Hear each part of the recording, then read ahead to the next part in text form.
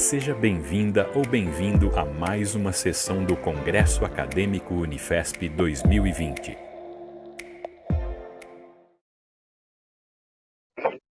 Olá, boa noite a todas e todos. É com muita satisfação que farei a mediação desta mesa intitulada Saberes e Práticas de Educadores em Tempos de Pandemia, Desafios e Possibilidades.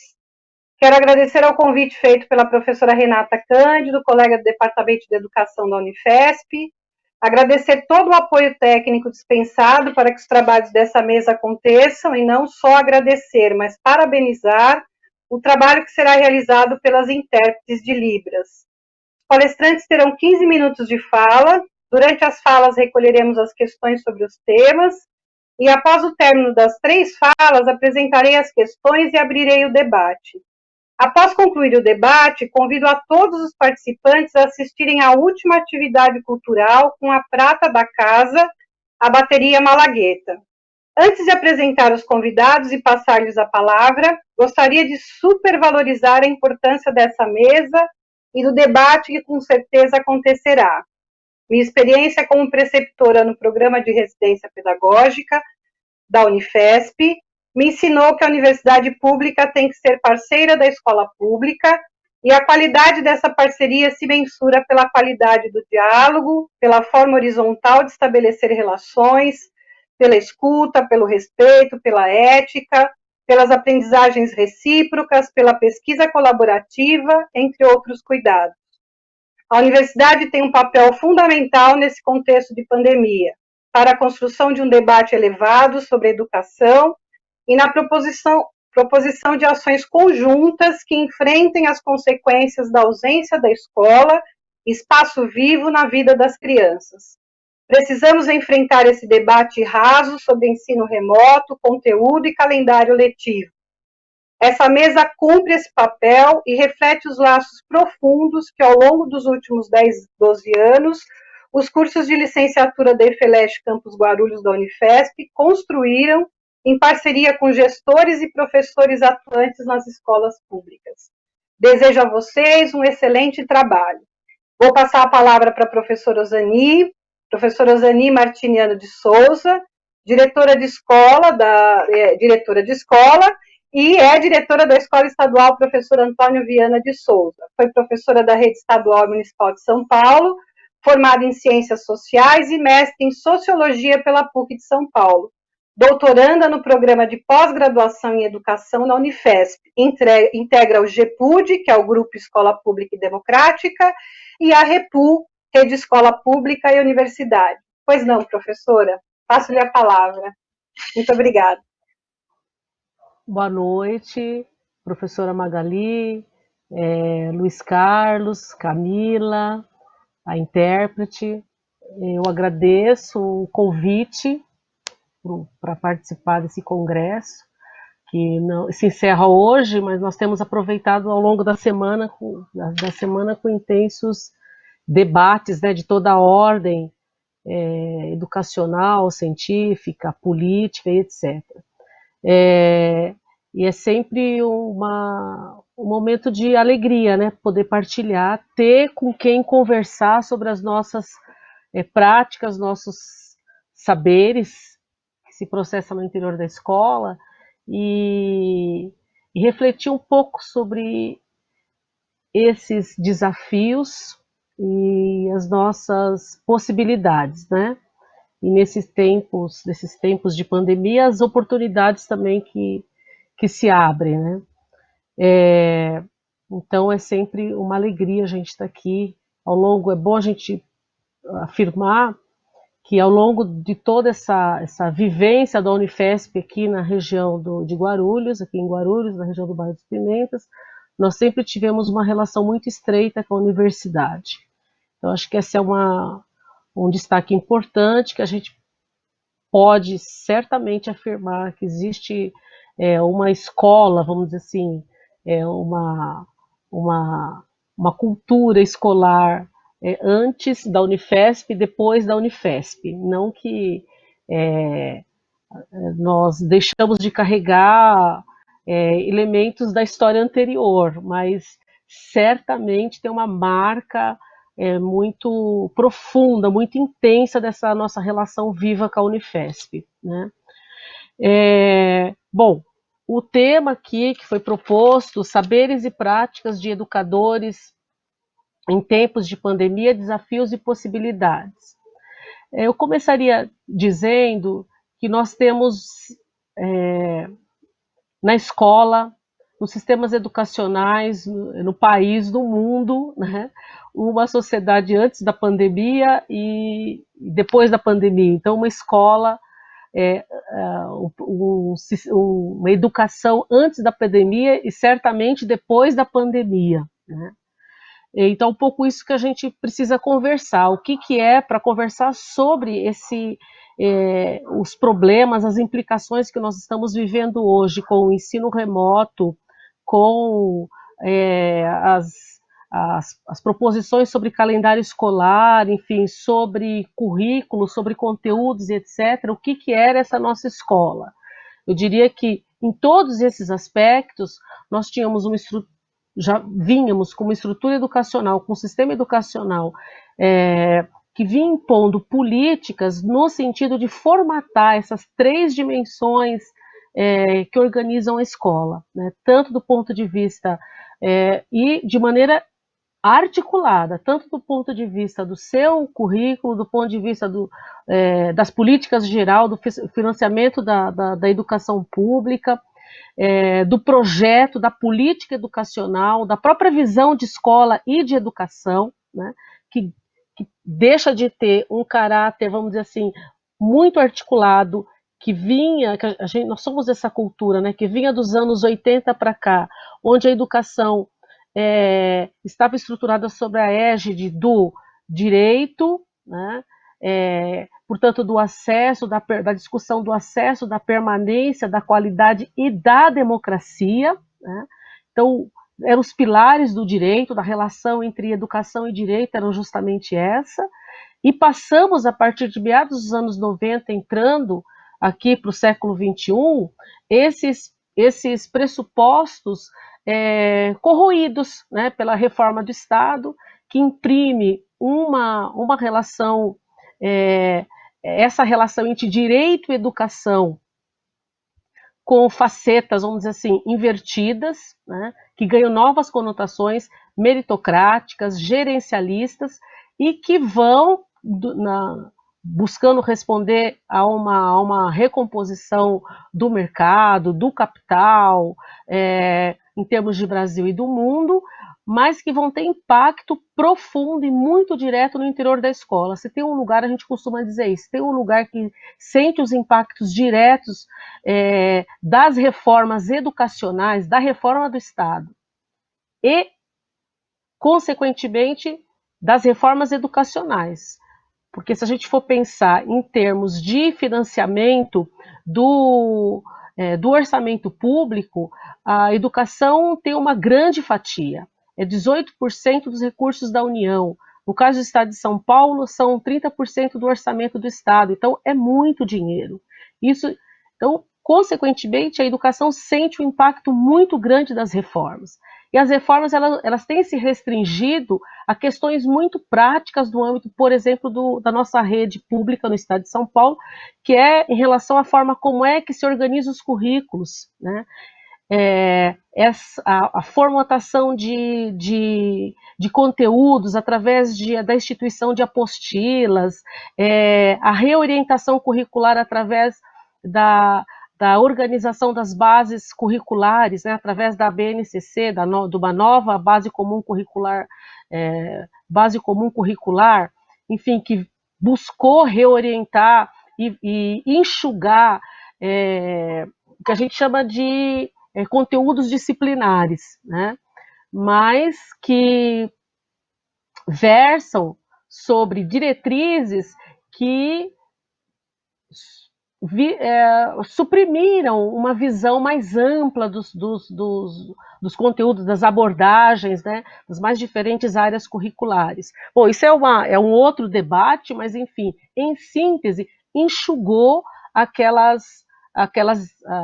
os conteúdos curriculares que vinham, de certa maneira, foram se tornando um certo consenso, né, nos sistemas educacionais. Cada sistema educacional tem sua cara, tem sua forma, mas o que a base comum curricular busca fazer é formatar um currículo no Brasil inteiro, como se toda a realidade brasileira fosse uma só, enfim, e vinculando isso a um padrão de avaliação e etc. Então, veja que as reformas elas têm um impacto muito grande. Bom, só que nós fomos surpreendidos, os governos, a sociedade em geral foi surpreendido por essa pandemia. E nessa visão gerencialista, essa é a nossa avaliação, nessa visão gerencialista e meritocrática, como é que os estados, e no caso do estado de São Paulo, busca se organizar? Mas esse é basicamente uma base de orientação dos mais diversos sistemas educacionais. É engraçado que a gente fala em sistemas educacionais, né? Cada unidade da federação é um sisteminha educacional, mas tem uma base, né? Uma espinha dorsal que, ao mesmo tempo que fragmenta o que deveria ser um sistema de fato, mas hegemoniza do ponto de vista das suas diretrizes. Então, os sistemas foram se organizando no sentido de formatar um modelo, uma reprodução de tá com problema aqui, uma reprodução de currículo, uma reprodução de organização dos tempos a partir da instituição de uma educação remota, como se a rede estivesse vivendo a sua normalidade. Nós estamos vivendo uma pandemia, as famílias estão sendo desestruturadas, tem impacto. Isso a gente ouve dos nossos alunos, nós estamos vivenciando isso no interior das nossas escolas, tem um impacto no interior das famílias, tem um impacto no interior das famílias dos profissionais da educação, sejam os funcionários, sejam os professores que estão sendo acometidos pela Covid. Enfim, tem uma instauração de um ambiente. Essa é uma coisa muito interessante, que é uma avaliação que a gente tem feito nos últimos dias, porque cada dia a gente vai acumulando mais experiências desse processo, ouvindo e vivenciando as situações ali no interior a gente fala no interior do espaço escolar, mas dessa vivência do teletrabalho e também assumindo plantões na escola. Mas e pela nossa condição de ativista, né, da educação na cidade e através da nossa militância sindical, proporciona a gente ter um convívio das mais diferentes informações. Mas ocorre que há um ambiente de pânico que se instaura no interior da escola e que faz essa engrenagem a partir de uma educação remota, mas que se sustenta através de um forte controle, de uma forte fiscalização, construir uma aparência como se nós estivéssemos vivendo uma normalidade. Nós não estamos vivendo uma normalidade. Primeiro, por essa catástrofe civilizatória, né? E nas condições em que ela acontece no Brasil, e sobretudo nas nossas periferias, ela ganha uma dimensão muito mais dramática para a vida das pessoas em geral, para as instituições, sobretudo para os sistemas públicos e para aqueles que se utilizam do sistema público. 2, ela é extremamente excludente. Ela é excludente por quê? Porque boa parte dos nossos alunos sequer dispõe das condições básicas remotas para poder fazer o acompanhamento das aulas. Nós temos essa dificuldade entre os nossos profissionais e isso se alastra e amplia entre os nossos estudantes. Nós temos um levantamento na nossa escola em que cerca de 30%, de 25% a 30% dos nossos estudantes, eles acessam as plataformas, mas eles não interagem. Ou seja, isso pode significar várias coisas. Pode significar que eles acessam no momento que eles estão com um aparelho, né, que não é um computador. Há levantamentos levantamentos iniciais de pesquisa, sobretudo feita pela imprensa, de que, em geral, esses estudantes têm acesso a um único aparelho celular na família principalmente se são estudantes de ensino fundamental 1 e de ensino fundamental 2, têm acesso aos aparelhos celulares somente à noite, porque existe apenas um na família. Os estudantes do ensino médio, aí tem vários motivos. Fazem cursos, alguns trabalham, outros estão na condição de desempregados. Enfim, são várias condições que colocam uma condição da mais completa exclusão dos nossos estudantes a esse processo que ele se apresenta com uma certa normalidade. Então, os governos vêm na imprensa, apresentam as planilhas bonitinhas, as etapas, enfim, todo um processo de gerenciamento dos recursos tecnológicos, dos instrumentais tecnológicos e dos seus meios e dos seus fins, mas nesse processo todo não está se aferindo, não há condições de aferir como é que as condições de aprendizagem e o produto que é a aprendizagem, como é que ele está sendo apreendido. Ou seja, é um processo que nada tem a ver com a aprendizagem. E que tipo de aprendizagem, que eu acho que é isso que possibilita a temática aqui, e que tipo de aprendizagem nós poderíamos pensar nessas condições em que a civilização está passando, nessas condições em que nossas comunidades escolares estão passando. Qual é a aprendizagem possível para que a escola possa veicular? Nós estamos lá na nossa escola desenvolvendo um processo de formação bastante interessante que a gente foi, embora a gente tenha um histórico de atividades de formação, de certa maneira consolidada na escola, mas nós estamos vivendo um novo momento, inclusive de utilização dessas ferramentas tecnológicas. Então, isso requeriu um certo tempo para que a gente atingisse uma meia, vamos dizer assim, uma situação intermediária de uma relativa estabilidade, né? Agora, de certa maneira, tem um texto, né, nesse processo de formação, a gente tem se voltado para discutir um pouco o que se passa, qual é a função, resgatar, qual é a função dessa escola. Dentro desse contexto que nós estamos vivendo, quais são as expectativas que essa formação tem que responder para essas dificuldades ou para esses desafios que estão postos para nós como profissionais da educação e que tendem e que tem que produzir, vamos dizer assim, algum efeito, alguma consequência política e pedagógica para a nossa comunidade escolar, para os nossos alunos. Acho que esse seria, vamos dizer assim, um conhecimento, um pressuposto educacional, um pressuposto pedagógico para nós, que a gente tem reconstruído, nós temos resgatado e que nos fazem sentido nesse momento, que a gente pensa que deve fazer sentido, né? Eu acho que é isso. Quais são os conteúdos, quais são as aprendizagens, quais são os saberes que nesse momento efetivamente tem que fazer sentido à luz dessas condições trágicas que nós estamos vivendo nesse momento.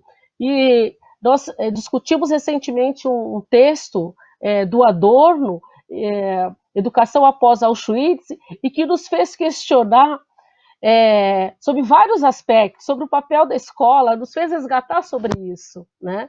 Sobre o papel da escola e quais são os conteúdos que respondem a essa expectativa. É uma escola, é uma educação que vai se voltar para potencializar as suas capacidades criativas, porque afinal de contas a gente mexe com pessoas, a gente lida com pessoas, com expectativas, ou nós vamos reproduzir os conteúdos, né, a partir de uma formatação instituída através por um centro de tecnologia apartado, né, porque os centros de tecnologia estão completamente apartados do que se processa nas escolas, e tocar a roda, tocar a vida como se nada estivesse acontecendo. Acho que é um pouco isso, acho que essa perspectiva da função da escola, da perspectiva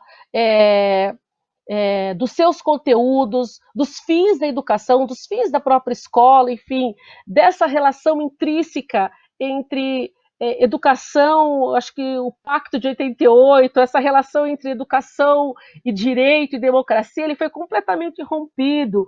Acho que essa escola, na perspectiva de emancipação, ela tem que se propor, inclusive, a debater sobre a repactuação da escola, dessa perspectiva da educação, do direito, da democracia e do papel da escola nesse contexto que nós estamos vivendo, sobretudo. Então, acho que por enquanto é isso, para a gente iniciar o debate. Tá?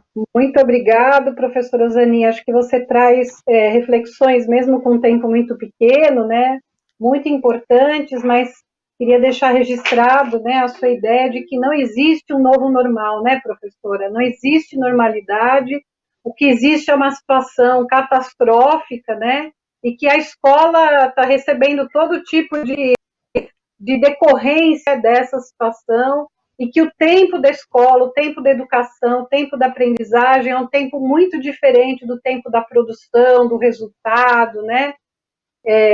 Enfim. Mas vou passar a palavra, então, agora. Muito obrigada, professora Zani. Vou passar a palavra agora para a professora Camila Zente Merteche. Ela é formada em pedagogia, com especialização em educação infantil pela Universidade de São Paulo, USP.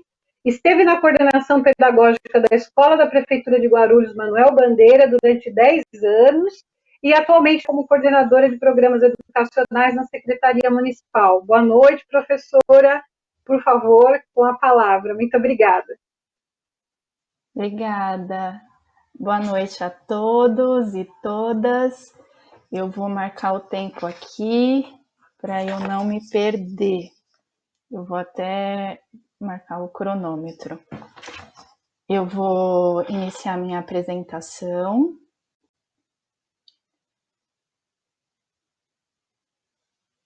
Eu vou usar slides.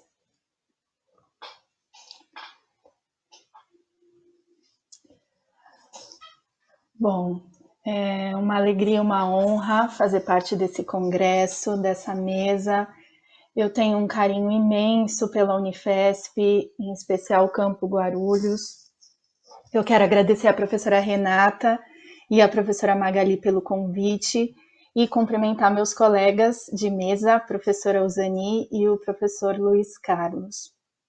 Eu vou falar um pouquinho sobre a experiência da Rede Municipal de Guarulhos, não somente do meu trabalho, que é uma parte bem pequenininha desse processo gigante que está sendo realizado durante a pandemia, e por isso eu pedi a ajuda de algumas pessoas para elaborar essa apresentação que eu vou fazer agora, e eu até peço espaço para agradecer a Solange Turgante e a Ana Reis, que me ajudaram a elaborar os dados que eu separei aqui. Porque eu vou contar o trabalho de muitas pessoas que estão se dedicando ao máximo nesse período tão difícil. E contar a história de tanta gente é uma responsabilidade. Eu espero que eu seja fiel a essa história. Bom, o começo da história é a minha. Eu sou professora de educação básica e eu estou há 13 anos na rede pública de ensino de Guarulhos. E como a professora Magali falou, eu estive 10 anos na coordenação pedagógica da EPG Manuel Bandeira, escola vizinha da Uzani, do mesmo bairro. E desde agosto do ano passado, eu fui para a Secretaria de Educação atuar como coordenadora de programas educacionais no DOEP, Departamento de Orientações Educacionais e Pedagógicas, na divisão de currículo. E desde março, com a pandemia, eu estou em casa, em teletrabalho. E aí, eu fiquei pensando o que eu poderia falar aqui no dia de hoje, né, sobre essa experiência de teletrabalho, porque como mãe, mulher, é extremamente difícil conciliar horários, demandas domésticas, maternas, profissionais, né, no mesmo tempo, no mesmo espaço, do quanto é sofrido nesse jogo de equilíbrio. Ainda tem as notícias do mundo lá fora, e desse pensamento que né, de que a gente só quer sobreviver a tudo isso. Eu faço parte da equipe que produz conteúdo para a formação dos professores da rede. Essa formação constitui o trabalho dos professores nesse período.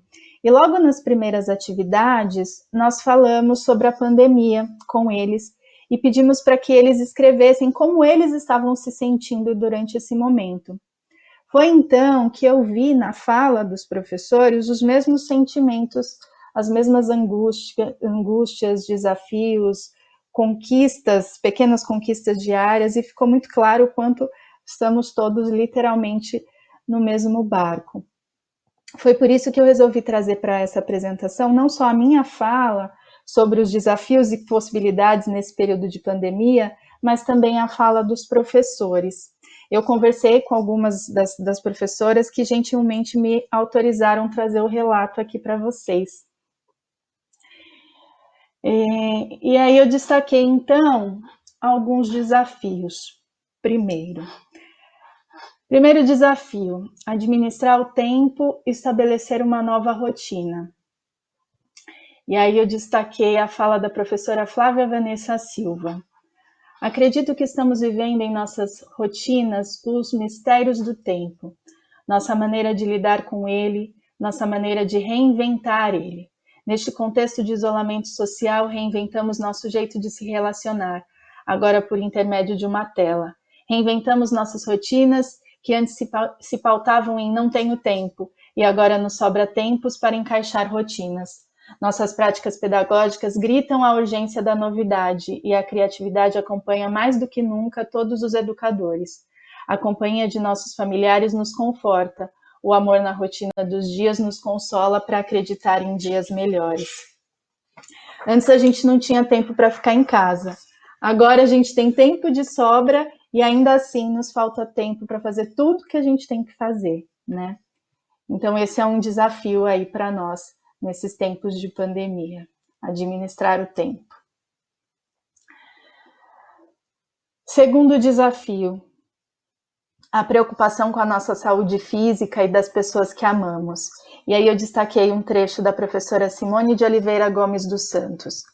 Sou educadora na rede há uns 23 anos e estou com uma turma de primeiro ano. Esse ano está sendo atípico para todos, principalmente para mim. Além de ver por água abaixo alguns planos para esse ano com relação aos meus alunos, ainda acabei ficando doente com a Covid-19. Não sarei ainda. Tudo novo, adaptações de trabalho, de saúde, mas enfim, estou aqui para aprender com as novas descobertas. A gente quer fazer um trabalho impecável, mas a gente tem que reconhecer que não está tudo bem. Né? A gente precisa se cuidar, precisa cuidar da alimentação, precisa fazer exercício físico, ainda aqui dentro de casa. A gente precisa entender que, por mais que a gente quer sempre realizar um bom trabalho, tem uma pandemia lá fora, né? Não está tudo bem. Como a professora Osani falou, as coisas não estão normais, né? E a doença está batendo aí na nossa porta. Um terceiro desafio. Além de cuidar da nossa saúde física, a gente tem que cuidar da nossa saúde mental. E aí eu destaquei uma fala da professora Érica Regina. Estou muito angustiada com essa incerteza do amanhã. Me sinto mal por não estar sendo tão produtiva quanto eu achei que seria com esse tempo livre. Penso que poderia estar fazendo mais, mas estou sem ânimo. Tento tirar o foco desse desânimo, procuro ler, ouvir música, estudar, mas na maioria das vezes o desânimo toma conta de mim. E aí a gente fica nessa situação, né? Excesso de informações na TV, nas redes sociais, muito tempo dentro de casa, poucas interações, tudo isso vai minando a nossa saúde mental. Em tempos assim não dá para querer performar, né? Ser ótimo em tudo. A gente tem que reconhecer que se a gente for bom, já é o suficiente, né? Entrar em contato com os amigos, vizinhos, ter pausas, fazer algo que você gosta, é fundamental nesse momento. São vários os desafios, mas a gente também encontra possibilidades nessa situação de pandemia. Novas aprendizagens e o trabalho coletivo são algumas delas. E aí eu destaquei 2 falas, da professora Vilma e da professora Denise. São inúmeros os desafios durante esta fase em que todos estamos passando. Nós, professores, temos que nos adaptar com novas experiências jamais vividas. No meu caso, encontrei muitas dificuldades com o uso da tecnologia, me senti perdida, muito preocupada e ansiosa. Aos poucos estou aprendendo, mas ainda falta muito para me sentir segura. Porém, algo que marcou muito na minha vida, nesta fase em que estamos, sem dúvida tem sido a solidariedade das minhas colegas de trabalho, sempre atenciosas, me ajudando, dando orientação, enfim, como um alicerce em terra firme, assim me sinto em relação a elas. Tenho encarado estes momentos como uma experiência diferente de tudo o que já vivi. Trabalhar com as ferramentas interativas é novo para mim, mas desafiador. Me sinto um pouco insegura, mas encaro como aprendizado. Fazer videoconferências com um grupo de professores da minha escola foi muito interessante. As aulas com o grupo dos educandos online está criando momentos de interação e reforçando laços de afinidade entre mim, o educando, e os pais. Por mais incrível que pareça, a distância nos uniu.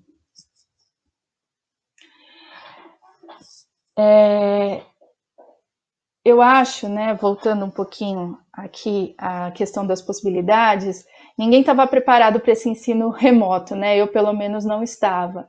Mas um sabe usar um aplicativo de videoconferência, outro já fez um podcast, mais um sabe usar o Google Sala de Aula.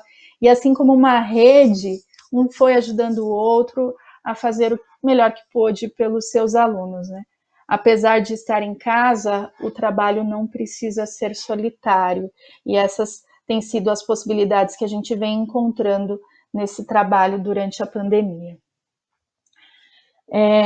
Nesse tempo que me falta, 5 minutos, eu vou tentar falar o mais rápido possível, eu gostaria de dizer um pouquinho como foi as ações da rede municipal, né, durante esse período de pandemia. Em março, quando iniciou a quarentena, né, houve o pedido, né, para que ficassem em casa, reforçando o isolamento social. As escolas se reorganizaram para a suspensão de aula. Houve o início da entrega das cestas básicas para os alunos. Em abril, recesso escolar. E aí, lá na Secretaria de Educação, houve a formação das equipes de trabalho para a produção do programa Saberes em Casa, e para a formação à distância dos professores, gestores e demais funcionários. O programa Saberes em Casa e essas formações online começaram no mês de maio. E em junho começou a disponibilização dos roteiros de estudo, que eu vou explicar já já. O programa Saberes em Casa, ele foi concebido como uma iniciativa que visa o encadeamento de ações entre o DOEP, as escolas, os educadores e as famílias. Começou com um programa de TV, porque a rede pensou o quanto era difícil o acesso das famílias, em especial das famílias mais carentes, ao acesso à internet. Então, que talvez a um programa de televisão, o acesso seria mais fácil, possível. Então, foi pensado no programa de TV, e esse programa de TV desencadeou outras ações. O programa Saberes em Casa no portal SE Informe, e depois os roteiros de aprendizagem e orientações para a educação infantil. O programa Saberes em Casa na TV, ele é totalmente produzido por educadores da Rede Municipal de Ensino, e ele é o ponto de partida para ações pedagógicas mais amplas, desenvolvida pelos educadores em cada unidade escolar em parceria com as famílias. Ele tem como objetivo favorecer o desenvolvimento integral dos educandos, com vistas à apreensão dos saberes, possíveis de serem trabalhados na modalidade à distância. O programa tem 1h30 de duração, com os seguintes blocos: Morando nas Histórias, Alecrim Dourado com Cheirinho de Saudade, que são brincadeiras com palavras, Dica do Professor, que são vídeos enviados pelos educadores, para que as crianças, né, matem saudade de seus professores, Desafio do Dia da EJA, além de atividades distintas para cada dia da semana. Libras na segunda, desenvolvimento das AVDs, falando de música, artes com experiência, educação física e é hora de inglês. As propostas, elas são realizadas considerando as experiências, a imaginação e a interdisciplinaridade como elementos que favorecem a apropriação dos diferentes saberes. Tais propostas são fundamentadas na nossa proposta curricular QSN, lançada o ano passado. E toda a programação da TV, ela está organizada em sequências didáticas em temas quinzenais. O tema dessa semana, por exemplo, é região Nordeste. E as atividades, elas contemplam da educação infantil à EJA. E não há separação entre conhecimentos e os eixos. As famílias, desde o início do programa, são orientadas para que as crianças realizem seus registros, guardem para entregar posteriormente quando houver o retorno às escolas. No início de cada semana, há a revista semanal que tem o objetivo de sistematizar e organizar os assuntos abordados no programa Saberes em Casa, apresentando saberes e aprendizagens que serão trabalhados a partir do programa. Também sempre traz um tema que pode ser trabalhado com os coordenadores e seus professores nas reuniões de hora atividade. Por exemplo, dessa revista é Brincar e Aprender com Tecnologia. O portal SE Informe traz recursos de fácil acesso e manuseio que apoiam e aprofundam as aprendizagens propostas nos programas de TV e nos roteiros de estudo. Então, tem uma seleção de vídeos no YouTube, livros, brincadeiras, desafio do dia, dica do professor, além de todos os vídeos, todos os programas dos Saberes em Casa. É no portal Educação. Os roteiros de estudo e orientações para a educação infantil foram elaborados pelo DOEP e eles têm o objetivo de explorar e intensificar o que é apresentado nos programas de televisão. O roteiro de aprendizagem, ele é uma modalidade organizativa que tem como função principal o desenvolvimento da autonomia do educando, além de proporcionar interação com o objeto de conhecimento e aprofundada por meio de instrumentos e fontes de pesquisa, análise e investigação diversificados. Na realização dos roteiros, também são previstas a interação, sempre que possível, entre pares, incluindo membros da família. Então, tem pesquisas, né, onde a criança tem que perguntar para o pai, para a mãe, tem propostas de brincadeiras. Desde junho, os roteiros foram enviados às Abre escolas o microfone porque ela não me vendo. E aos Vendo, educandos Rodrigo? virtualmente. Já deu meu tempo, gente? Já deu meu tempo? Terminando, Camila. Tá, Camila. Bom, obrigada. Tá, eu já vou encerrar. Pode terminar, fica tranquilo. Tá bom. As escolas, elas têm esse papel de manter o contato com as famílias, né, manter esse vínculo. Receberam um manual, né, um guia de como elas podem estabelecer esse vínculo com as famílias em WhatsApp, Facebook, videoconferência. Elas têm essa responsabilidade de buscar verificar se todos os alunos estão acessando o programa, quais são as suas necessidades. Tem que disponibilizar atividades impressas para os alunos que não têm acesso, né, mesmo ao conteúdo da TV. E os professores também podem utilizar a temática da semana e oferecer atividades além do que é oferecido no programa Saberes em Casa. Os professores, eles não estão indo à escola, obviamente, eles estão em teletrabalho. O teletrabalho consiste na formação à distância em plataforma AVA. Este é o meu trabalho, né, que é produzir conteúdo para a formação dos professores.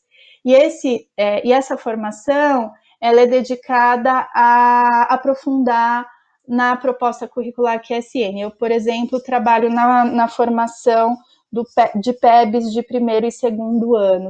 Os educadores realizam leituras, assistem vídeos, interagem nos fóruns e tudo mais. Essa é a plataforma que eles acessam semanalmente, realizando 10 atividades.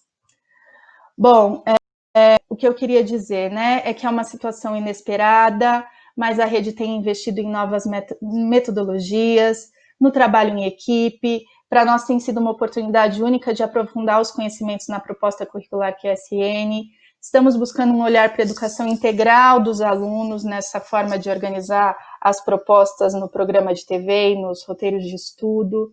Estamos em constante adaptação, seja, né, no trabalho com as crianças, no nosso trabalho em casa, então estabelecer uma rotina de trabalho em meio a diversas demandas. Estamos, né, tentando não se cobrar tanto. Estamos buscando criar novas formas de manter vínculo com os colegas, famílias e crianças, em videochamadas, grupos de redes sociais, trocas de cartas virtuais, entregas na escola, etc. E os entraves e as conquistas são diárias. É tempo de reinventar-se e dar luz a pequenas ações imprescindíveis para o desenvolvimento humano. É preciso abrir mão de conceitos conteudistas que remetem à educação bancária, em que a criança é vista como um lugar a ser depositado o conhecimento. É tempo de perceber o potencial investigativo e criativo tanto de nossos educandos quanto de nossos educadores. É preciso perpassar o conhecimento pelos sentidos, mesmo que à distância. É preciso sentir com o coração, sabendo que mesmo separados podemos mais quando permanecemos juntos. E para encerrar, eu coloco essa charge do Frato, que eu gosto muito. Se esse vírus continuar, corremos o risco de aprender demais. Não da forma conteudista, mas aprender a ser mais empáticos, aprender outras coisas. É isso, muito obrigada. Muito obrigada, professora Camila, pela sua apresentação. Vou passar, então, agora a palavra para o professor Luiz Carlos Borges. Ele é doutorando em Educação pela Unifesp, vinculado à linha de pesquisa História da Educação, Sujeitos, Objetos e Práticas. Possui graduação em História, licenciatura plena pela Universidade Brasil, especialização em História, Sociedade e Cultura pela PUC de São Paulo, mestrado em Políticas Sociais pela Universidade Cruzeiro do Sul, formação complementar em Memória e Ensino de História em São Paulo, História e Historiografia pelo Departamento de História da USP, e graduação em Pedagogia pela Faculdade Paulista. Ele foi professor da rede estadual de São Paulo de 95 a 2015, desde 2012 é titular do cargo na Secretaria Municipal de Educação de São Paulo e atua como professor de História desde 2014, que é o Centro Integrado de Educação de Jovens e Adultos, onde oferece uma oficina de orientação de estudos e desenvolve o projeto de portas abertas para a leitura. Também na rede da educação da EFELESH. Então, boa noite, professor Luiz, um prazer tê-lo aqui, passo a palavra. Muito obrigado, boa noite para todas e todos. Já estendo meus cumprimentos à professora Renata Marcílio Cândido, minha orientadora no doutorado, que é quem eu agradeço pelo convite, é uma honra estar participando dessa mesa. Agradeço à professora Magali, moderadora dessa sessão de trabalhos, também pela oportunidade que me foi endereçada, e as professoras, colegas de carreira, professora Zani, com quem eu divido a sala de aula virtual agora, do programa de doutorado, e a professora Camila, e que muito já agradeço também pelas contribuições riquíssimas que pude acompanhar da produção das duas colegas sobre esse tema que é tão fundamental a todos nós. Estendo meus cumprimentos também à Unifesp pela oportunidade dessa mesa, de ter mantido o congresso de tão importância para esse momento, e a temática, justamente por ser uma temática absolutamente relevante, justamente porque contempla a fala de nós professores que percebemos, ainda seguimos, né, historicamente aí, invisibilizados nos processos decisórios tomados. Então, o tema, sobretudo, diz respeito à possibilidade de nos dar voz, e justamente por isso ele é tão fundamental.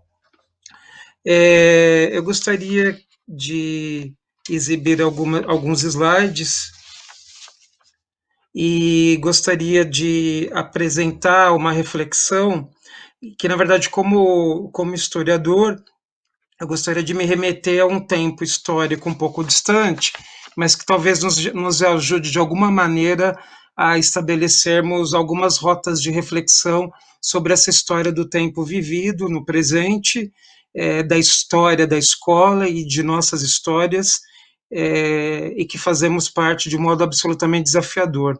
Então, por toda parte, o pânico, o assombro, o horror, exclamou o deputado Solon de Lucena. Eu me refiro à gripe espanhola de 1918, que fez com que as escolas aprovassem, né, os alunos no Brasil. Naquela época não havia internet, nem possibilidade de envio de material ao endereço dos alunos, mas é preciso pensar o quão esse relato da experiência da gripe espanhola e da história da escola naquele período, no início do 20, levou a uma medida que talvez nos faça pensar sobre as medidas que têm sido tomadas hoje. Vou pedir para que, por gentileza, seja colocado o primeiro slide. Como professor da rede municipal de ensino, como já bem lembrou a professora Magalhães, eu ingressei, digamos que tardiamente, tenho 22 anos de carreira no magistério, mas ingressei tardiamente, pode-se dizer, no magistério municipal, em 2012. Logo em 2000 no final de 2013, eu realizei um processo seletivo para trabalhar num projeto especial da prefeitura, que é o Centro Integrado de Educação de Jovens e Adultos, e lá então ingressei no início do ano letivo de 2014 e por onde estou até hoje.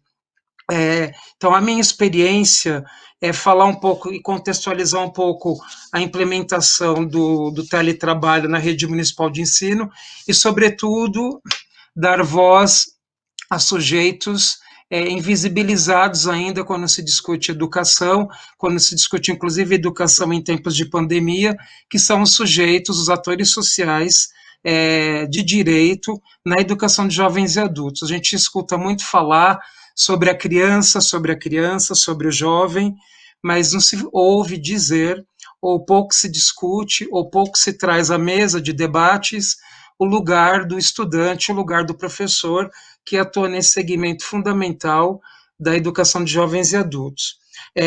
Entrando nesse cenário, então, colocando nossos olhos na fechadura do tempo presente, ainda muito recente, né, a gente tem aí um cenário que discutir nessa implementação, nesse processo decisório que foi a iniciativa do teletrabalho, uma vez decretado estado de emergência no município de São Paulo. Então, apresento esse processo decisório no âmbito da educação e já sublinho, então, ele ainda muito no modelo hierarquizado, a gente percebe isso ao longo da trajetória educacional, da história da escola brasileira.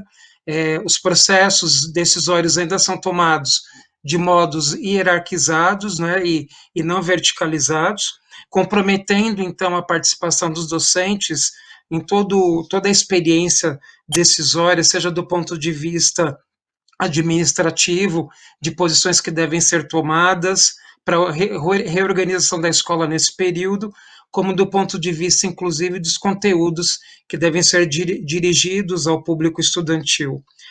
Nesse bojo, a gente tem a data de 16 de março de 2020, que é a declaração de situação de emergência, e aí o comprometimento docente já sendo colocado em pauta, né, num documento dirigido a algumas escolas, algumas administrações, orientando, então, esse regime de teletrabalho como parte de medida de enfrentamento da Covid. Assim feito, começam a aparecer no cenário da posição e da prática docente essas tarefas especiais para o servidor em regime de teletrabalho. E aí eu sublinho nesse termo, né, de tarefas especiais para servidor em regime de teletrabalho, o início, então, quando se abrem as portas para os desafios dos docentes no âmbito dessa escola que vai ter que se reinventar às pressas por conta da pandemia. E aí as colegas muito bem já colocaram, professora Eusane e professora Camila, os impactos, né, dentro da própria dimensão docente do como fazer num estado de emergência. Então, essa mesa de trabalho é fundamental para que a gente possa, de fato, pensar essa invisibilidade do magistério e a voz que precisa ser dada, o olhar dos professores nesse âmbito. Podemos passar para a próxima tela, por gentileza?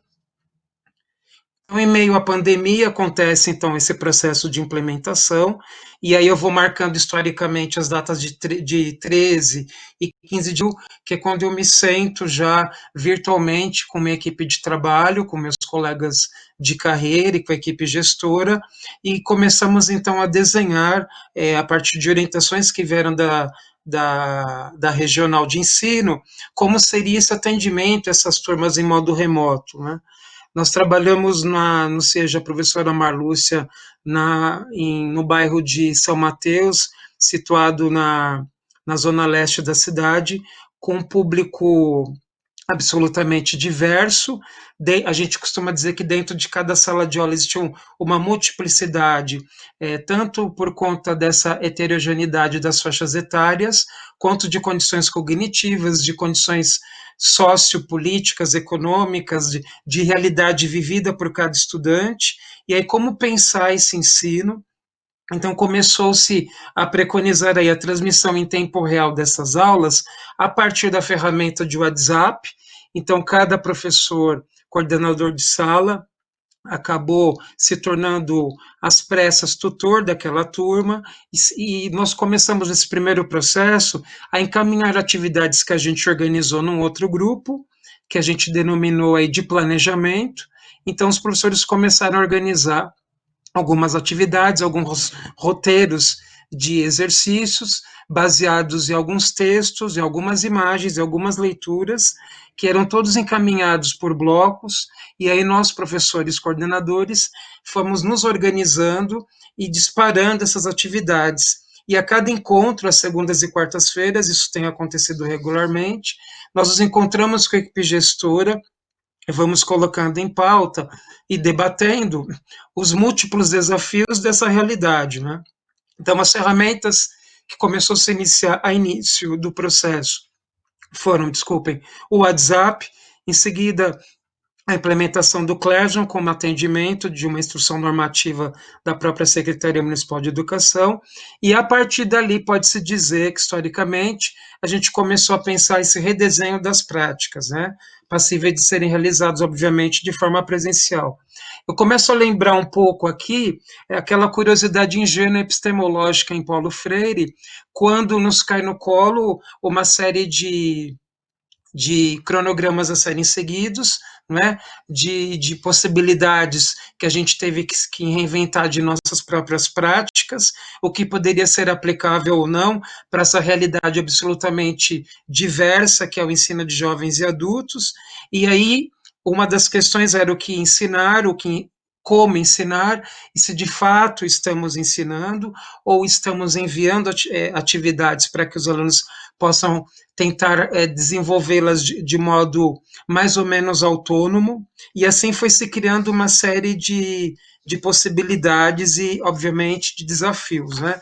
Sempre fico bastante incomodado com essa ruptura necessária a uma educação bancária, e a necessidade de uma educação de fato emancipadora e libertadora que tanto Paulo Freire nos trouxe aí como legado, e como que ela fica dentro desse processo de implementação dessa noção de ensino ou de atividade remota, que eu prefiro aqui chamar.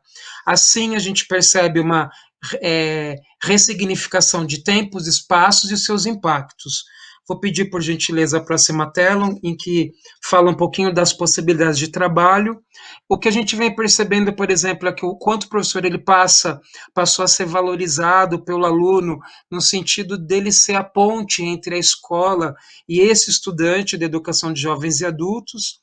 Os professores tiveram e vem tendo uma iniciativa docente ímpar, no sentido de tentar se esforçar para sistematizar de modo adequado, seguindo as condições de cada turma que são tão multifacetados, como eu já disse, sequências didáticas que pudessem ser administradas em modalidade de teletrabalho.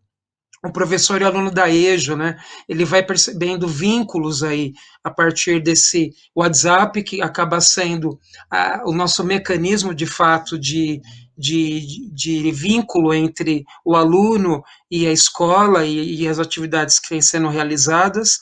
O desenvolvimento pelo estudante das propostas elaboradas é muito bacana, a gente vê a devolutiva de alguns estudantes, daquilo que é possível que eles consigam realizar dentro desse universo absolutamente conturbado, difícil, triste, doloroso, em que temos todos vivido e assistido, e o acompanhamento por parte dos professores dessas atividades realizadas, né, tem impulsionado aí algumas das nossas ações, através de vídeos, através de áudios que os próprios professores fazem para tentar rediscutir com alunos atividades não muito bem compreendidas ao modo digital, e é claro que nós vamos percebendo aí uma série de desafios, né.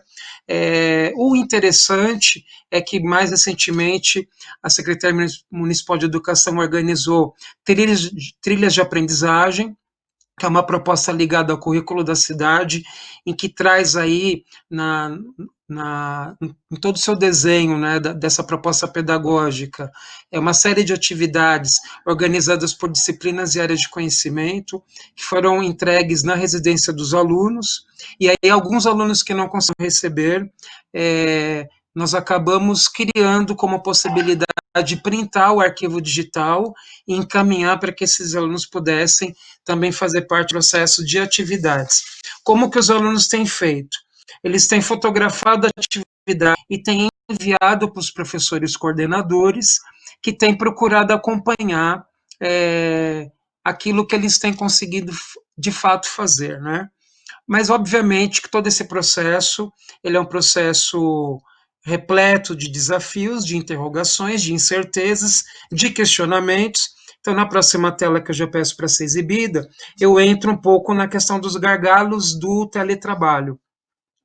Primeiro que nós estamos falando, e as colegas já bem sublinharam, sobre um momento de absurda desigualdade educacional, que vai sendo cada vez mais reverberada, no sentido de que nós temos aí uma trajetória histórica onde a desigualdade é uma marca absolutamente indelével na história brasileira e na história da escola, isso com certeza é reproduzido.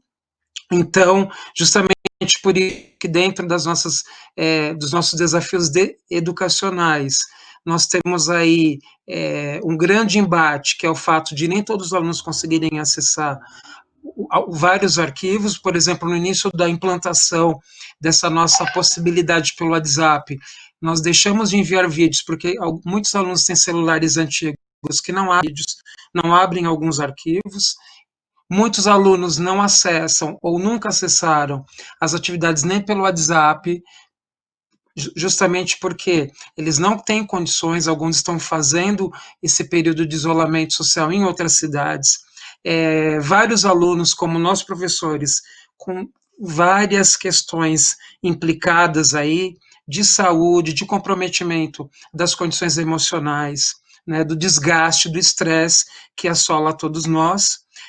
Então, nós vamos percebendo aí, sobretudo no aluno da EJA, uma série de outras condições, né? O aluno muito tempo fora da escola, aqueles que, mesmo na aula presencial, o que era trabalhado no outro dia, eles já não se lembravam mais, alunos com baixa visão, alunos com uma condição de competência leitora e escritora ainda em curso, a ser desenvolvida, ou seja, exigindo dos professores uma condição aí triplicada de esforço, de uma condição de ensino que não é presencial. Então, vejam vocês as dificuldades aí colocadas nesse gargalo do teletrabalho.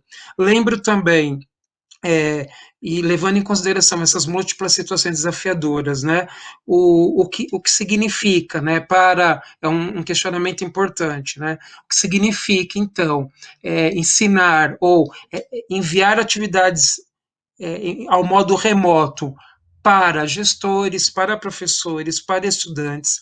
A resposta de cada estudante é muito diferente. Alguns se sentem Professor aprendendo, Luiz, outros, pois não. vamos terminando. Muito obrigado. Então, alguns se sentem aprendendo e outros não. Pode passar a próxima tela, por gentileza. E aí eu trouxe alguns depoimentos, vou sublinhar um deles. Não temos certeza sobre os objetivos que foram alcançados. Vários depoimentos de professores vão marcando, então, os desafios que significa ensinar em tempos de pandemia. Próxima tela, por gentileza. Temos aí um desafio importante, que é, se por um lado o ensino remoto afasta dos estudantes a possibilidade de vivenciarem no espaço da escola uma experiência social, por outro lado, o de volta às aulas tem gerado múltiplos questionamentos por parte dos profissionais de educação, supervisores, diretores, coordenadores, professores, tendo-se como foco tanto as condições estruturais das escolas quanto as implicações clínicas e epidemiológicas como impeditivo para a volta às aulas. E para encerrar, eu gostaria de ler um trechinho de um depoimento de um professor que preferiu não se identificar, em que ele diz: fico pensando no nosso esforço, na nossa luta para manter a qualidade de ensino nesse ano letivo atípico. Fomos pegos de surpresa, como todos. A maioria de nós nunca estudou para dar aulas à distância. Aprendemos na marra, no susto, nossa casa se transformou em estúdio, nosso celular em instrumento de trabalho. Em tempos de aulas presenciais, meu celular estava sempre em silencioso para não perturbar, e agora ele não para. Quando falam em retorno escalonado para os alunos. E o retorno para professores também será escalonado? Ou teremos de assumir tudo, aulas presenciais e à distância? E sobre isso que nossos sindicatos precisam ficar atentos. Não há como dar conta de aulas presenciais e à distância ao mesmo tempo. Se for assim, os que não morrem de Covid-19 vão morrer de exaustão. Eu agradeço. Muito obrigado. Obrigada, professor Luiz. Acho que você traz reflexões profundas, né, sobre essa contradição entre manter esse vínculo com o aluno, esse vínculo de aprendizagem, e ao mesmo tempo o que isso significa para o trabalho dentro da escola, para o trabalho para os professores, enfim, né?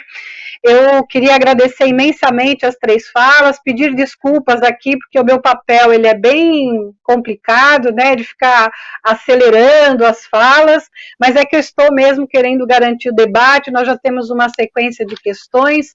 Eu só queria dizer que as três falas, elas são muito interessantes, porque, professora Osani, né, começa com uma denúncia, né, do que já vinha acontecendo na escola, com uma possibilidade já de formatação dessa escola, com a Base Nacional Comum Curricular, e a formação de professores caminha nessa direção, né, já foram aprovadas duas importantes resoluções a respeito da formação inicial e continuada, né, que a ideia é formar o professor para atender esse formato de escola, né, então, a partir das competências do professor, ele saber desenvolver a Base Nacional Comum das escolas, né, e a pandemia vem e só agrava isso, na verdade, né, e coloca o professor, coloca o servidor, né, coloca os pais, coloca as crianças numa situação de tamanho dilema, digamos assim, né?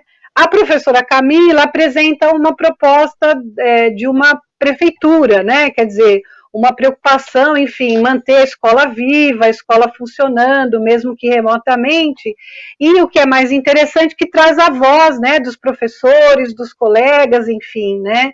Que se aproxima um pouco lá no início da fala dela com aquilo que o Luiz traz, né? Essa reflexão muito profunda que ele apresentou.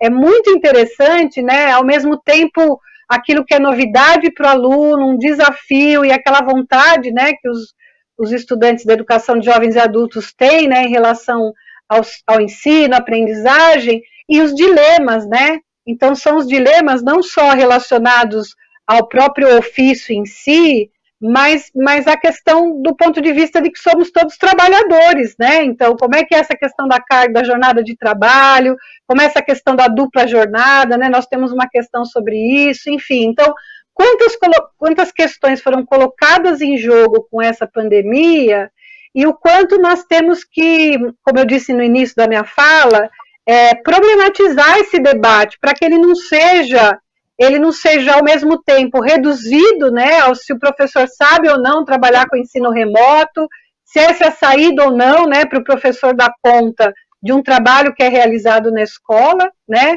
e por outro lado, rebater essas oportunidades aí que vem surgindo, né, que os privatistas adoram muito, que é aproveitar esse vendaval e começar a vender seus cursos. Eu estou recebendo um monte de curso aqui, estou ficando bastante incomodada com isso, né? Como se isso fosse a escola, né? Acho que as três falas, elas têm uma questão muito em comum que mostram o que é a escola, né? A vida da escola, as mazelas, os dilemas, e eu acho que nós não podemos reduzir, né, esse espaço de riqueza que nós temos, onde o humano fica lá o tempo todo, né, em funcionamento, em ação, a essas discussões que muitas vezes elas respondem muito mais a resultados do que efetivamente ao trabalho com a criança, aprendizagem, etc. Tendo em vista essas questões, vou passar para as perguntas. Eu não sei se tem mais perguntas, daqui a pouco eu dou uma olhadinha, mas eu fiz 2 blocos e depois tem 2 provocações, né? Então, a primeira pergunta, ela talvez tenha sido endereçada para a professora Osani, mas a professora Camila e o professor Luiz também podem responder, né? A pergunta é a seguinte: a Base Nacional Comum é considerado um documento que regulamenta quais são as aprendizagens essenciais a serem trabalhadas nas escolas, né? Públicas e particulares, de educação infantil, enfim, educação básica, né? Para garantir o direito à aprendizagem e o desenvolvimento pleno de todos os estudantes. Então, qual é a opinião de vocês a respeito desse documento normativo? Vocês estão de acordo com ele, sua política de implantação? Então, eu vou abrir esse primeiro bloco com essa questão, aí daqui a pouquinho eu interrompo vocês para a gente passar para o segundo bloco. Pois não. Quem quer começar? Osani, para a gente seguir a ordem? Posso começar. Pois não, Osani. Posso falar? Então, pode sim. Essa discussão sobre a base comum curricular, ela foi um debate que a gente enfrentou de uma maneira bastante intensa, nos 2 últimos anos, principalmente. Na nossa escola, nós inclusive chegamos a fazer discussões com os alunos, assembleia de estudantes, fizemos uma discussão bastante rica com os alunos. Posso continuar? Ok? Ok, gente? Okay. Então, nós fizemos uma discussão bastante intensa com os alunos. E é interessante que no processo de discussão com os alunos, como que houveram contribuições, inclusive no sentido de avaliar o que estava sendo proposto pelo novo documento do MEC, né? Que, na verdade, a última versão ela foi tão enxuta que ela chegou num caderninho bem simplificado, né? Nós temos um problema do Brasil que é histórico, de como é que o debate se dá com a sociedade como um todo, principalmente com os setores organizados, e quando a gente se deparou com um debate com os estudantes em relação a uma coisa que parece que é patrimônio somente dos educadores, somente dos intelectuais, ou, no caso da BNCC, somente dos gestores da educação, a gente se deparou na nossa escola com muita inteligência, né? Os alunos avaliando os documentos, avaliando, inclusive, os materiais didáticos. Eu vejo que havia uma certa síntese, alguma coisa que unificava, de certa maneira, de maneira relativa, é claro, que nem um guia, nenhuma diretriz, ela é completamente, vamos dizer assim, ela responde todas as expectativas de aprendizagem, mas havia as diretrizes curriculares, que inclusive foram editadas, foram discutidas de alguma maneira, ainda no final dos anos 90, começo dos anos de 2000, mas elas passaram por um processo de discussão e elas eram diretrizes. Nós consideramos que a base, assim, aquilo que é essencial, ela tem que expressar a multiplicidade a multiplicidade cultural, multiplicidade de linguagens que compõem a nossa cultura, né? Essa formatação dos conhecimentos condensados em áreas de conhecimento, inclusive, ela engessa as diferentes possibilidades que as peculiaridades científicas, as peculiaridades disciplinares, que a gente chama de disciplinas, mas de currículos, elas possam se desenvolver. Então, assim, é uma base curricular que agregou grandes áreas do conhecimento, engessando os processos educacionais, inclusive, acho que o maior perigo da BNCC é, inclusive, que ela seja transportada da forma como ela foi pensada nessas grandes áreas de conhecimento em disciplinas adaptáveis às carreiras dos professores. Então, assim, há propostas em curso, inclusive a rede estadual, ela é paradigmática nesse sentido. Nós não estamos falando coisas deslocadas da realidade. As escolas de tempo integral da rede estadual, elas, de certa maneira, elas já respondem a essa expectativa. Então, falta um professor de português, entra um outro professor para dar aquela disciplina que compõe aquela área de conhecimento. Quando eu falo área de conhecimento, é o professor de educação física, é o professor de inglês, né? Enfim, é isso que compõe. No caso da área de humanidades, o professor de geografia, filosofia, sociologia, história, faltou um professor, enfim, falta um professor, não porque ele faltou naquele dia, mas porque não tem aquela área não tem aquele professor no currículo, então aquele outro professor daquela outra área do conhecimento vai lá e cobra aquela aula. Estou falando de coisas práticas que limitam os processos de aprendizagem para que eles sejam integrais, para que essa premissa nossa do direito à educação ele seja efetivamente cumprido.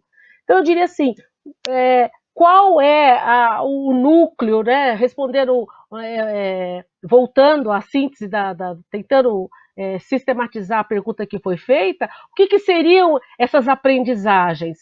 Eu acho que estabelecer um currículo formatado, eu acho que é o primeiro grande erro. O que não deve acontecer? Eu acho que tem que resguardar o que são aqueles conhecimentos, vamos dizer assim, consensuados, e aí o que a gente chama de consensuados, conhecimentos historicamente produzidos pela humanidade, que são, vamos dizer assim, existe um consenso em termos de quais são essas temáticas, e tem que resguardar aquilo que é de autonomia da escola. A LDB garante isso. O que é de autonomia da escola? O que faz sentido para a escola? O que a escola pode produzir? Nós temos vidas inteligentes no interior da escola, né? Então, o que faz sentido para a escola? Nós, por exemplo, temos intensificado uma formação, para concluir, se meu tempo já estiver passando, seria interessante me avisar. Então, nós temos uma experiência muito interessante na escola, que é desenvolvida em parceria com a Unifesp. Nós, inclusive, temos utilizado muito esse momento para colocar em prática várias experiências que nós temos vivido ao longo desses anos. Nós temos participado do Observatório da Violência, ali tem produzido temáticas que é do nosso interesse curricular, inclusive, que tem ajudado a sistematizar experiências que a gente já devia desenvolvendo em outros formatos, em termos de atividades culturais, etc., mas que passaram a compor de maneira sistematizada a nossa formação e que passam a compor o nosso currículo com os alunos também. Ou seja, tem se desdobrado em temáticas curriculares, entre outras experiências. Concluindo, professora.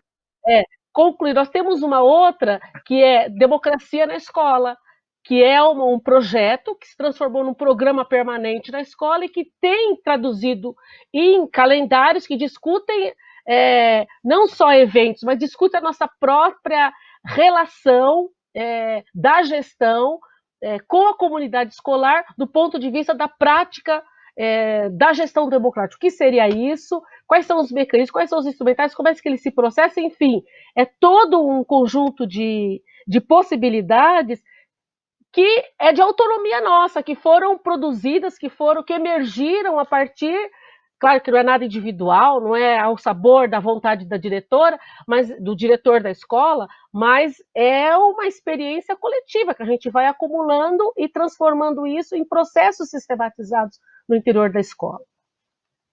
Ok, muito obrigada, professora. Eu vou passar para a professora Camila, se ela quiser falar alguma coisa sobre a BNCC, mas eu vou aproveitar e já passar outras questões que foram diretamente direcionadas a você. As pessoas estão elogiando muito a mesa, elogiando muito as falas, né? Tem muitas perguntas, eu não sei se a gente vai dar conta de todas.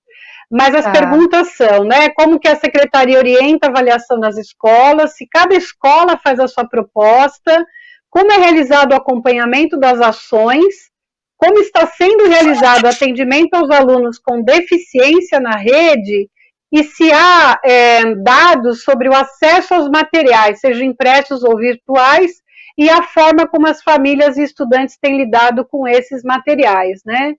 Se a secretaria, acho que fica bom só isso. Como é que a família tem lidado com esses materiais? São várias perguntas, né? Pois não, professora Camila. Bom, primeiro, eu estou representando a secretaria, mas na verdade o meu trabalho é produzir o conteúdo da formação dos professores, né, em teletrabalho. Então, eu vou tentar responder as perguntas, mas não sei se eu vou conseguir, né, responder todas elas. Em relação ao atendimento das crianças com deficiência, eu entendo que a pergunta é em relação ao período de pandemia, né? Entendo que é isso. Isso. Bom, no programa Saberes em Casa, às terças-feiras, a chefe da divisão de diversidade e inclusão, a Patrícia, ela tem um quadro no programa que ela fala diretamente com os pais das crianças com deficiência, onde ela fala ações que as famílias podem fazer para essas crianças, específico para as atividades de vida diária. Então, toda terça-feira tem esse quadro específico para essas crianças. Além disso, o que a secretaria fez? A divisão de diversidade e inclusão, ela fez uma reunião com os professores do AE, do atendimento educacional especializado, e fez uma orientação para que eles construíssem um roteiro de atendimento. E os professores do AE entraram em contato com os estagiários do CIE, que atendiam as crianças com deficiência na escola. E esses estagiários entraram em contato com as famílias por telefone. E com base nesse roteiro, eles ligam para as famílias e perguntam, né, se eles assistiram ao programa de TV, se eles têm alguma dúvida, se eles conseguiram fazer, né, o que foi falado, como que está o atendimento às crianças, né? Basicamente é isso, com relação ao atendimento das crianças com deficiência. Qual que é a outra pergunta da avaliação? Isso. Como é que a secretaria orienta os processos de avaliação? Isso mesmo. Isso, você está me ouvindo ou não? Durante a pandemia? Isso, durante a pandemia? As perguntas são relacionadas à sua presença. Isso. Bom, a secretaria ela enviou um documento, né, um memorando circular, onde ela fez orientações às escolas, né, para que elas se organizassem, né, dentro da sua autonomia, a realizar essa avaliação com as crianças. Então, ela sugeriu que fossem feitas autoavaliação, que fossem feitas conversas com as crianças. Então, diferente do que eu vi, né, em outras redes, não tem prova, não tem, né, realização de diagnósticos, né, nada disso sendo realizado, né. Tem o que de avaliação que eu percebo é um acompanhamento, né, das escolas, né, de como está sendo realizado o programa, né, de como as crianças estão recebendo esse programa, como estão realizando, mas nada em relação a instrumentos avaliativos, assim, de provas, exames, nada disso, né. Tem uma orientação feita, mas para que cada escola decida como que vai realizar a sua avaliação. E a outra, qual é a última pergunta? Da forma? Bom, são várias, né? Se tem possibilidades de coleta de dados sobre os materiais que forem entregues, de acesso a esse material, enfim, se tem algum dado sistematizado sobre isso. Olha, isso eu não sei dizer. Isso eu não sei dizer. Eu posso ver, posso perguntar. Vou perguntar para minha diretora. Mas eu acredito que sim. É que, como eu falei, eu sou da equipe da formação dos professores, né? Mas eu vou perguntar e já respondo. Tá bem. Tem Vou mais alguma passar então questão? para o professor. Não, desse bloco só essa, por enquanto. Obrigada, professora Camila. Professor Luiz, eu vou te fazer, eu vou passar a palavra para você, mas eu vou acrescentar mais uma questão que diz respeito a o que os professores teriam a dizer sobre principalmente as mulheres de dupla jornada ter virado tripla, quádrupla e etc., né? Se na tua experiência você percebe isso e como é que isso, você falou muito sobre isso, né? Então eu queria que o ouvinte aqui está pedindo para você aprofundar. E aí você pode responder também sobre a BNCC. À vontade, Luiz, por favor. Obrigado. Em relação à BNCC, a gente percebe, e na verdade eu vou ser meio repetitivo, porque me incomoda muito nos processos decisórios no âmbito da escola a invisibilidade do posicionamento do professor e percebe diferença do ponto de vista da implementação da Base Nacional Comum Curricular. O processo decisório ele ainda acaba sendo muito hierarquizado, quer dizer, não se discute de forma verticalizada no chão da escola, né? Conteúdos deveriam, como a professora Osani bem explicitou, de fato serem discutidos, como ressignificar conteúdos e componentes curriculares tão fundamentais, né, construídos aí ao longo da história da escola, aqueles conteúdos clássicos fundamentais que fazem parte aí da história da humanidade. Da experiência que eu tive muito rápida em rede privada, no sentido do momento e da ordem da implementação da BNCC, foi de um impacto bastante preocupante, sobretudo nas ciências humanas. Houve uma pulverização do currículo de ciências humanas pela criação de uma disciplina. Eu me lembro de, por exemplo, um esfacelamento brutal da disciplina de filosofia e sociologia, que já vem ao longo do tempo, né, sendo bombardeada, o terreno sempre para filosofia e sociologia foi absolutamente dificultoso, e ao passo que, no momento de negacionismo, né, dos saberes das ciências humanas, a BNCC ela caiu aí como uma bomba atômica e, de novo, ela acabou servindo de uma fundamentação absolutamente distorcida para realmente trincar mais uma vez o alicerce das ciências humanas, né? Então, me pareceu aí num jogo neoliberal que a BNCC ela veio como um trator sobre as discussões, as temáticas tão fundamentais trazidas pelas ciências humanas, inclusive, de novo, reforçando, né, ignorando o posicionamento de educadores nesse processo de implementação e acentuando também esse dualismo entre a escola pública e a escola privada, né? No sentido de se pensar algumas disciplinas em detrimento de outras que são tão fundamentais.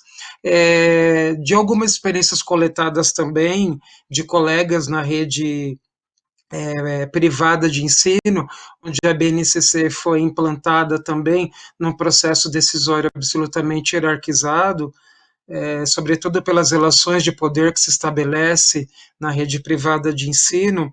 Eu estou pensando aqui até na Marilena Chauí, na questão do mando e da obediência. Algumas disciplinas foram realmente retalhadas, como eu disse aqui, e a própria reformulação curricular servindo como endomarketing da escola. Então, eu criei uma disciplina absolutamente, entre aspas, nova, com uma nomenclatura nova, e eu penso em utilizar dessa disciplina nova como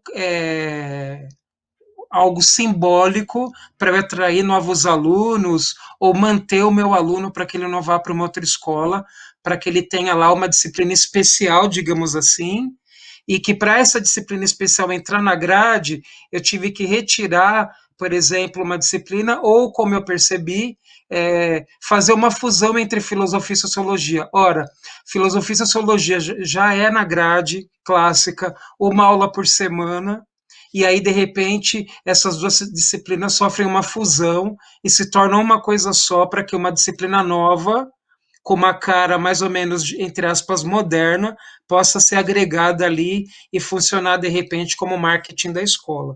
Então, esse é um ponto crítico que eu acho bastante importante a gente sublinhar do ponto de vista da implementação da BNCC, até dessa realidade do ensino privado. Em relação à questão que é muito significativa dessas professoras, aliás, o magistério, né, nós somos poucos homens, eu percebo no depoimento das minhas colegas realmente a quádrupla jornada, né? Porque o trabalho em casa ele tem sido absolutamente desafiador, porque nós estamos em outros tempos, em outros espaços, então o relógio corre, e esse tempo do preparo da aula, esse tempo de atendimento dos alunos, às vezes vai se dar por uma jornada muito maior do que se você estivesse presencialmente, e aí essa mulher professora, ela tem que dar conta de todas as demandas que geram atribuições dela enquanto mulher na sociedade. Então, ela tem que, ao mesmo tempo, preparar as atividades, acompanhar, eu percebo na minha experiência, né? O aluno faz a foto da atividade, a professora, no horário da aula, tem que estar lá aguardando quando esse aluno vai poder enviar foto, aí ela vai abrir a foto no celular dela, e aí ela vai ter um tempo muito mais consumido para poder fazer esse teletrabalho, né? E aí todas as outras dimensões, né, desse tempo da mulher acabam sendo absorvidos também. Então, o tempo da casa, o tempo do trabalho enquanto professora, o tempo de estar lá com os filhos que também não estão indo para a escola, né? E o tempo de gerenciar toda essa dimensão desse espaço de trabalho que acaba sendo dentro da casa. Então, essa relação dessa história do tempo presente, desse cotidiano, acaba sofrendo aí toda uma mutação em função dessas outras tantas demandas que vão sendo colocadas, né? Eu vejo as minhas colegas comentando da exaustão, né? Sem contar que da gente está acontecendo do lado de fora da casa, né? Que é essa pandemia. Então, é realmente um impacto absolutamente brutal. Quando a gente vê no desenho da história das mulheres professoras, o que todas vocês da mesa e que estão nos assistindo têm vivido. Professor Luiz, eu estou aqui no exercício danado para tentar sintetizar as questões, né? Então, essas questões também são dirigidas aos três, aí vocês vejam aquelas que vocês gostariam de responder. Vou passar a palavra para a professora Zani, e as questões são relacionadas às famílias, né? Como é que vocês na escola lidam, né? Com as famílias que ficam de fora dessas iniciativas, do ensino remoto, né, dos alunos que não têm internet, não têm celular, enfim, né, como é que fica a questão da formação de professores, também nessa perspectiva, e há uma pergunta aqui que diz respeito a como que a escola está se organizando para a volta, né, porque há uma perspectiva de volta, um anúncio de volta, né, hoje está estampado de novo aí que a volta na cidade de São Paulo, no estado de São Paulo, né, é setembro, enfim. Então, como é que as escolas estão se organizando para isso, para essa volta? E, inclusive, do ponto de vista da garantia da vida, né, das pessoas, dos professores, dos servidores e dos estudantes. Então, passo a palavra para a professora Osani. Tem questões que acho que eu vou responder em conjunto aí, porque elas são questões que estão articuladas, né? Eu acho que primeiro eu queria falar um pouco sobre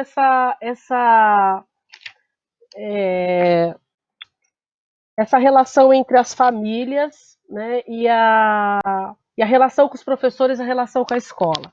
Eu acho que assim, os sistemas, os gestores têm dado muita ênfase a uma palavra que tem, inclusive, até se naturalizado um pouco no nosso meio, que é a reinvenção. Estamos nos reinventando, reinventando, reinventando.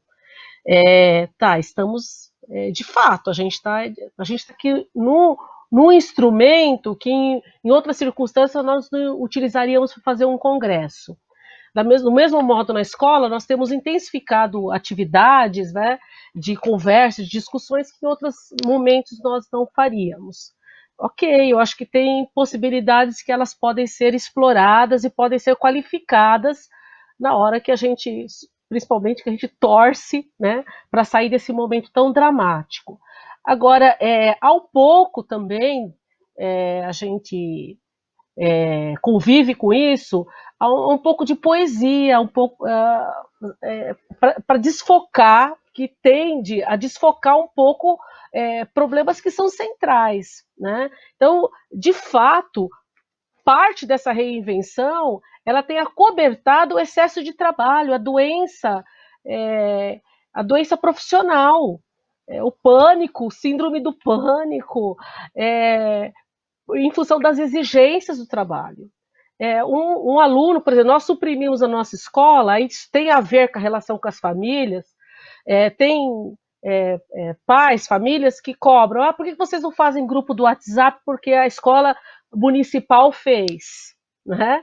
E a professora da escola municipal fez o grupo do WhatsApp e nós, da escola estadual, não fizemos.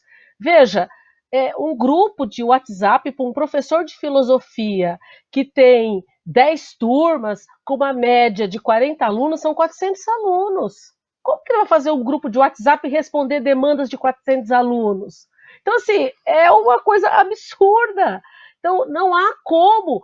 Tem uma escola que nós estamos enfrentando um problema que, infelizmente, o diretor baixou um suposto decreto, porque ele se sente dono, de que os professores têm que mandar videoaula correspondendo a 50% da sua carga horária. Videoaula, 50% da sua carga horária, ou seja, suponhamos que ele tem uma jornada, se que ele tem 20 turmas, ele tem que mandar 50% da sua carga horária correspondendo a uma jornada de 40 aulas, correspondendo a 20 horas semanais de videoaula. Quem é que aguenta uma coisa dessa? Então, ou seja, se instaurou também, e em troca disso, se faz ameaças, nós vamos descontar o horário do professor. Enfim, então tem uma rede também acobertada em torno dessa ideia da reinvenção, que nós estamos vivendo uma novidade, mas tem velhas práticas de assédio, de ameaças, né? Que também, pela insuficiência de formação, vão se reproduzindo para as famílias, e as famílias acabam ficando desesperadas. Hoje, me parece que na rede municipal,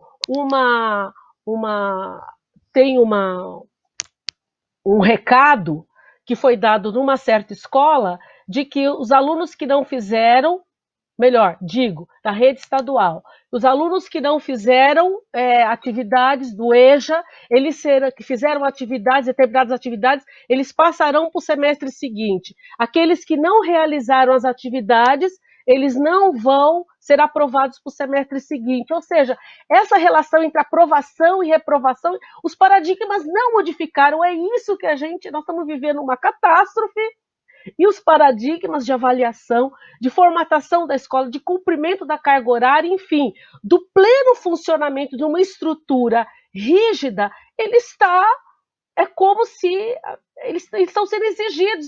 Nós não saímos desse paradigma. O Estado continua se comportando como se ele estivesse em funcionamento para que determinados resultados, vamos dizer assim, resultados quantificáveis, para responder a uma demanda reprimida que está aguardando para adentrar as instituições no próximo ano letivo, enfim, numa rede abarrotada de alunos, ou seja, é uma política que visa atender o fluxo o fluxo, a demanda escolar, é um fluxo, né? A dar conta desse fluxo em termos de demanda, e não as aprendizagens. Então, eu acho que por isso que eu digo que não dá para responder separadamente, porque um problema estrutural deslocado de uma situação anormal que nós estamos vivendo em termos civilizatório, ele gera um conjunto de problemas que chega até a ponta na relação entre escola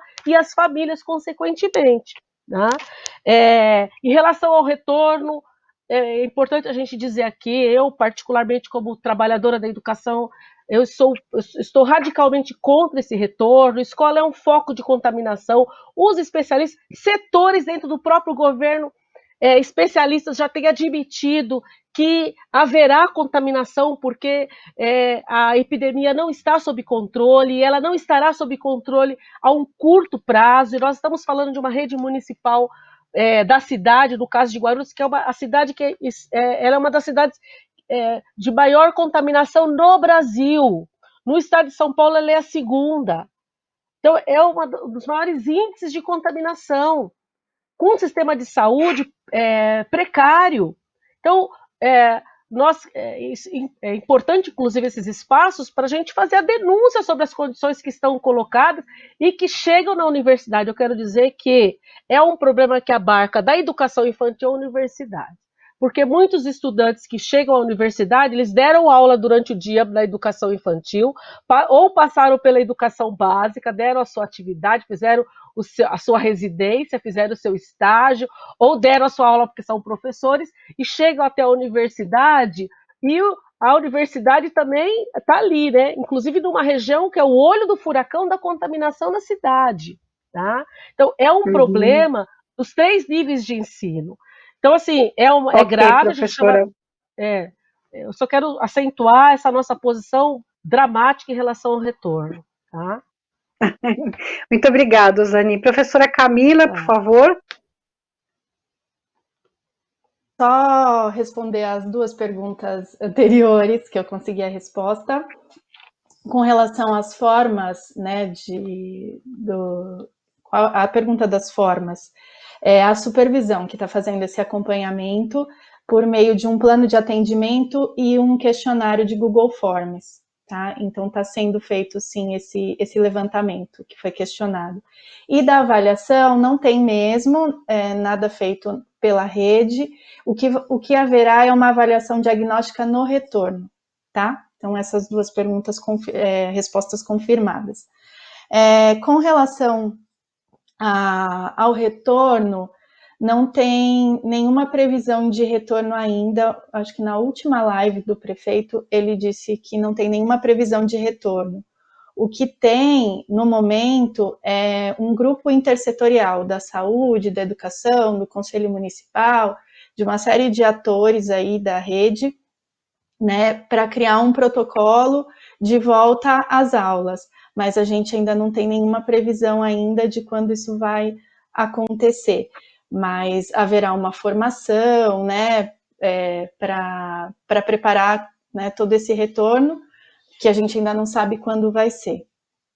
Em relação à formação, a gente tem feito, né, um curso à distância, né, naquela plataforma que eu mostrei, não só para os professores, mas também para os gestores, para as cozinheiras, para os agentes administrativos, e essa formação é feita por nós, da Secretaria de Educação, e o nosso objetivo, como eu havia dito, é aprofundar os nossos conhecimentos sobre a proposta curricular que foi lançado o ano passado, o QSN, com base na BNCC.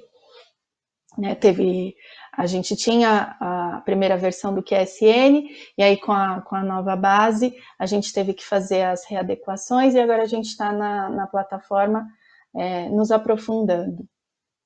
E, além disso, os coordenadores, eles têm feito as suas reuniões com os professores também, fazendo as formações, né? O coordenador tem a sua formação na plataforma, e ele também busca fazer a sua atividade online e fazendo grupos de estudos com os seus professores, né? Aí já voltado mais para as necessidades de cada equipe. E das famílias, eu não sei falar, né? Infelizmente eu não estou mais na escola, né? A gente está mais distante agora, mas o que eu sei é que as escolas têm se desdobrado para manter esse vínculo, usando inúmeros recursos virtuais. Os gestores também fazem um rodízio, né? O diretor e o vice-diretor, para ficar lá na escola, para ter também esse contato.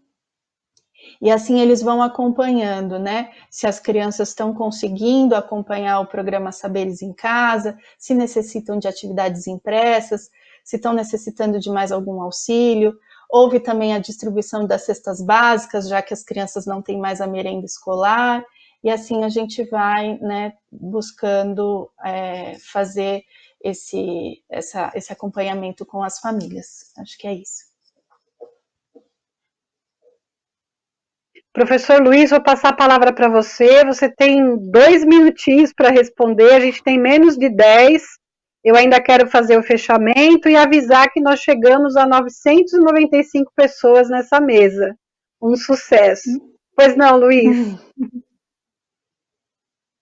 Secretaria Municipal de Educação, nós recebemos uma minuta, que é o protocolo de volta às aulas, e obviamente que ele tem gerado uma série de questionamentos, como a professora Zani já colocou. Nós somos completamente contra esse retorno às aulas por todos os motivos óbvios que nós sabemos, mas eu queria lembrar, por exemplo, que os Centros Integrados de Educação de Jovens e Adultos, eles foram feitos nos chamados puxadinhos pela cidade. Então, nós temos e eu estou pensando no CIEJA, mas nós temos, de modo geral, arquiteturas escolares que realmente impossibilitam o retorno às aulas nesse momento de pandemia, né?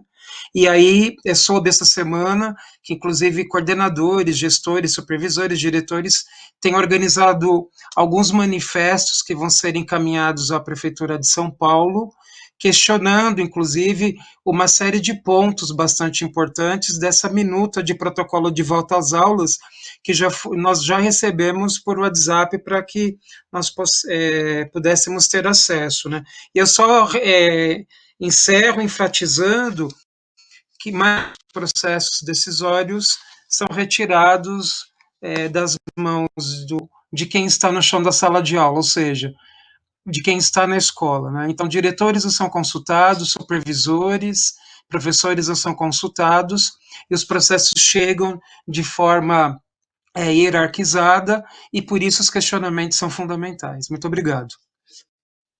Obrigada, Luiz. Eu vou, então, a última rodada, eu vou pedir para vocês responderem e já proferirem, né, a mensagem final desta mesa. É uma pergunta do Luiz Almeida, ela é bem provocativa, ele diz assim, né, foi bom vocês tocarem nesse ponto, pois essa pandemia põe por terra a ideia de Damares de regulamentar o ensino doméstico. Acho que ficou bem claro que as coisas não são tão simples assim e que uma escola e professores são muito importantes na formação das pessoas, né? E ele lamenta que mesmo depois de tudo isso não será suficiente para valorizar nossa categoria. Então, eu vou fazer a pergunta, né? Isso será suficiente para valorizar a nossa categoria, né? Como é que a gente valoriza a nossa categoria? Eusani, vou passar para você. E aí você já se despede, por favor. Ela é oportuna, essa colocação. Eu acho assim, é um momento em que os professores, a demanda pelos professores, a demanda pela escola, ela está posta. Os estudantes, nós fizemos uma reunião essa semana com os estudantes e ouvimos os estudantes, eles pediram uma reunião conosco.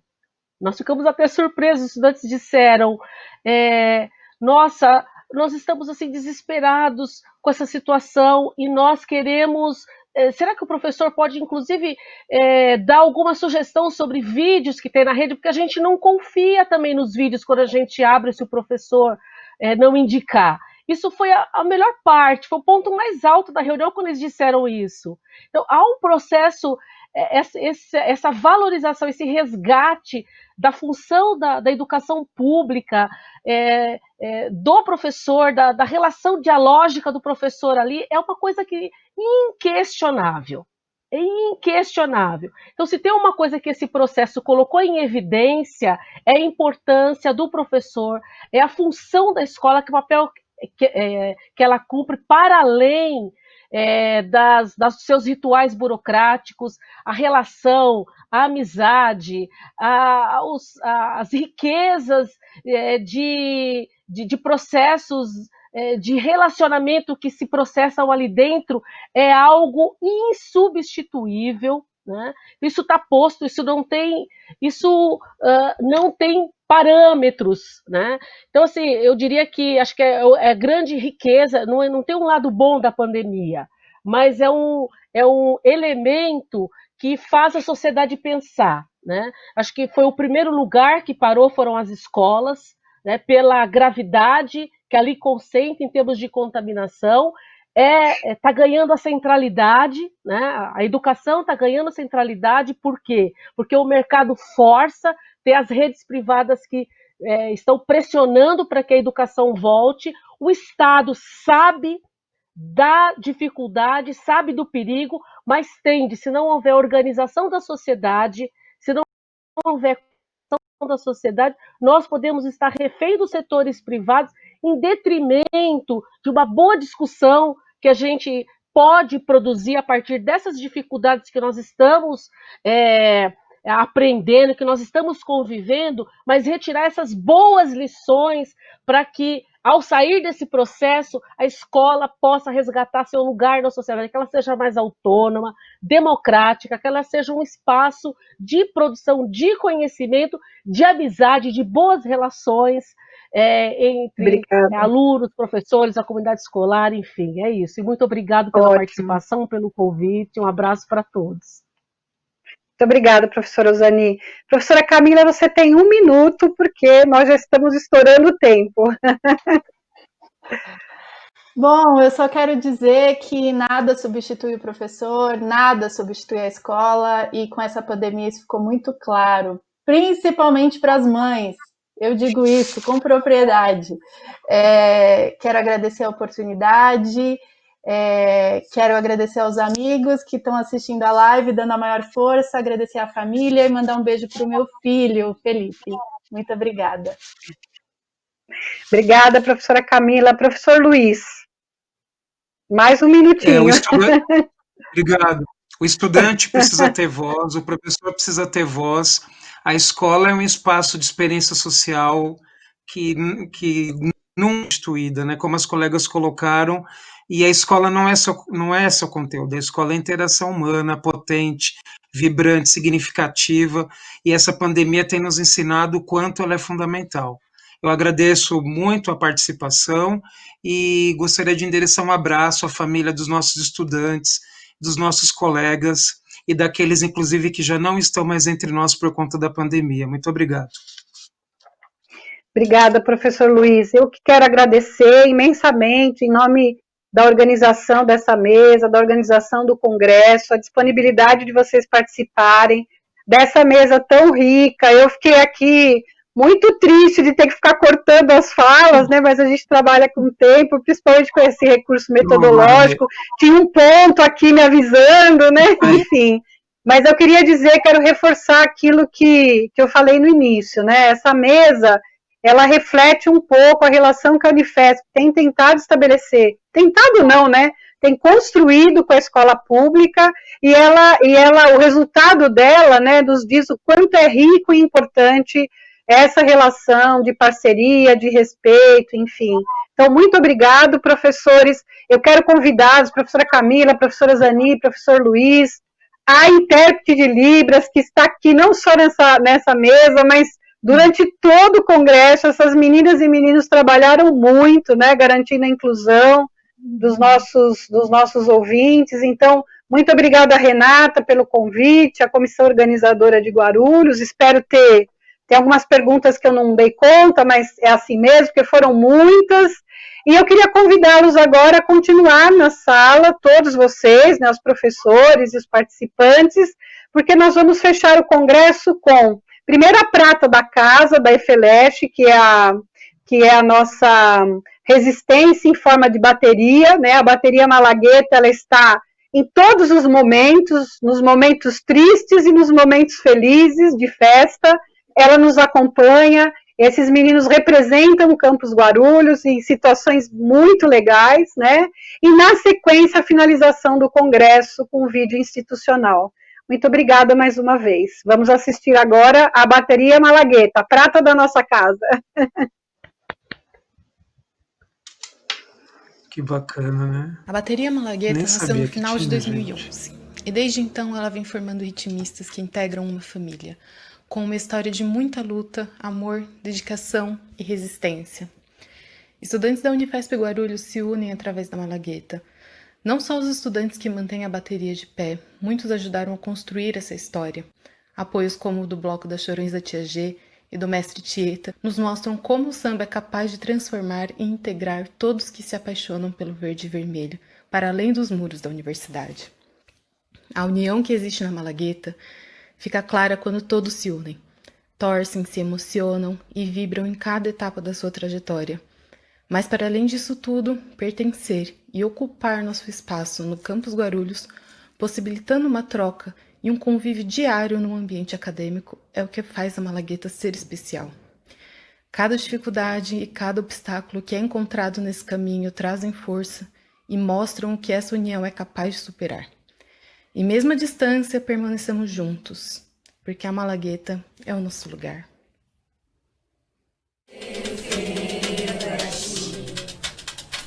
Estaremos contigo, com toda a emoção. Não importa o que digam, sempre levarei comigo o meu verde e vermelho e a baqueta na mão. Malagueta anuncia, fique em casa, é pandemia. Xalaialaia, xalaialaia, xalaialaia, EFELESH, minha paixão.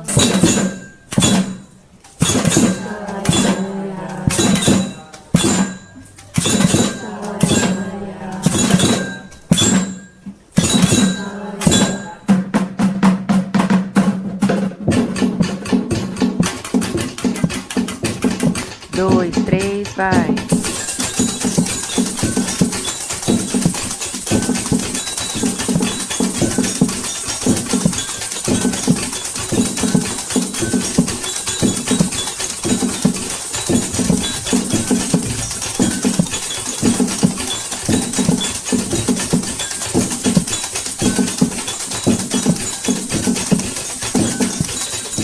Um, dois, três, vai.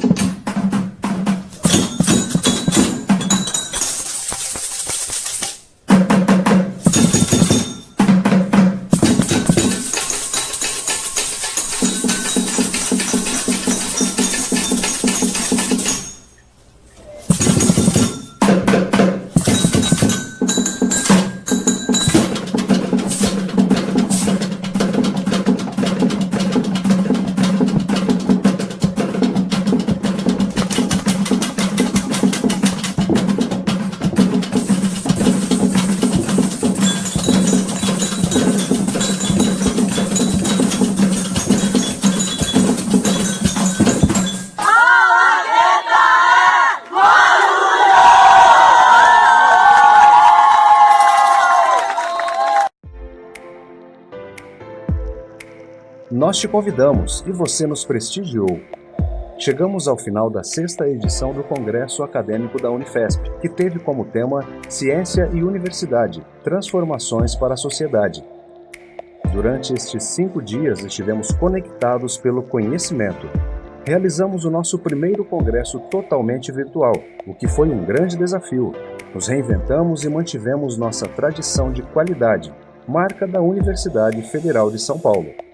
Foram 62 palestras debatendo assuntos super relevantes como a Covid-19, a importância do SUS, inovações tecnológicas e sociais, redes de proteção e cuidados, meio ambiente, educação, Estado, democracia e direitos humanos, entre muitos outros temas. Mostramos mais uma vez que o conhecimento desenvolvido na universidade pública é público e essencial. Virtualmente, reunimos 261 palestrantes nacionais e internacionais, de diversas áreas do conhecimento. 25 mil pessoas participaram, quase metade desse público externo à comunidade Unifesp.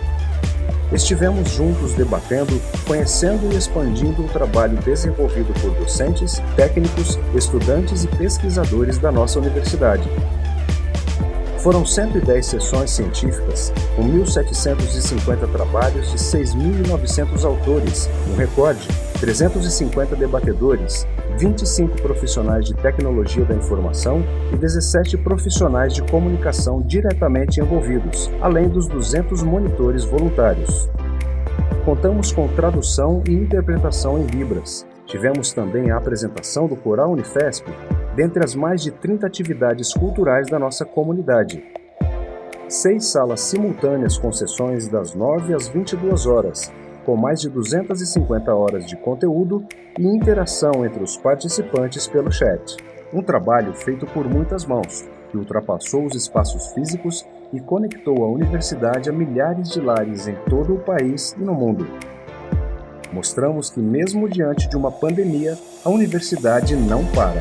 A universidade pública sempre esteve presente e continua buscando transformações para a sociedade. Essa é a nossa razão de ser, de existir. Agradecemos a toda a equipe que tornou este evento possível e a todos que participaram, tornando este evento realidade. Vocês fazem parte da nossa história. Te esperamos no próximo ano.